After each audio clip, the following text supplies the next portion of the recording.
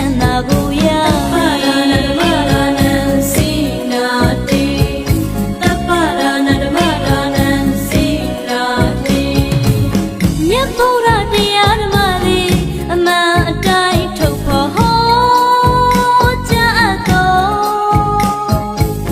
ဒုက္ခတာဂုဏ်နဲ့ပြည့်စုံပါသည်လက်တွေ့ကျင့်သုံးရင်းဖြင့်သိနိုင်ပါသည်သိလျင်ချက်ချင်းလက်ငယ်အကျိုးခံစားရပါမည်လာပါကျင့်ကြည်ပါလေ့လာပါလို့ဖိတ်ခေါ်တိုက်တွန်းတိုက်ပါတော့တကြည်တစ်ခါသာပဲမဟုတ်ပါစိတ်နှလုံးသားထဲမှာဆွေမြဲစွာဆောင်ထားအပ်ပါသည်ဓမ္မတိညာနေသာတရားကိုကိုယ်တိုင်ကျင့်ကဓမ္မယတ္တခံစားကြနိုင်လေဓမ္မယတ္တခံစားကြနိုင်လေ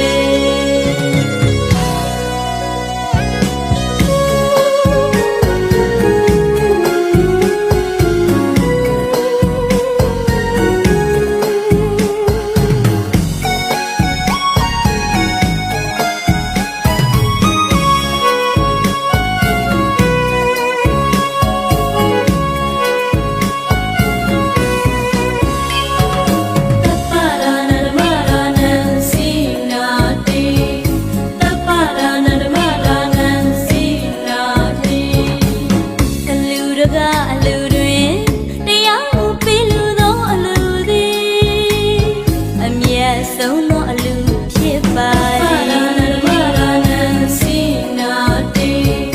တပ္ပဒါနဓမ္မဒါနံစိနာတိလူဘဝပြောရတရားတရားနဲ့မွေလျော်သောသူသည်အမျက်ဆုံးသောချမ်းသာကိုရပါသည်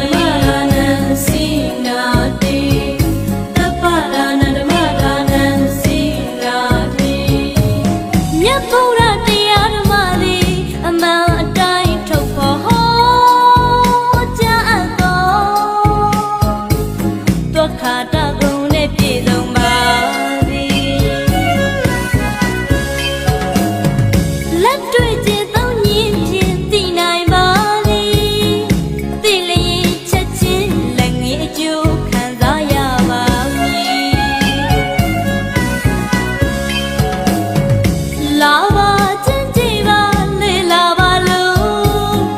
ဖိတ်ခေါ်တိုက်တွန်းတိုက်ပါတော့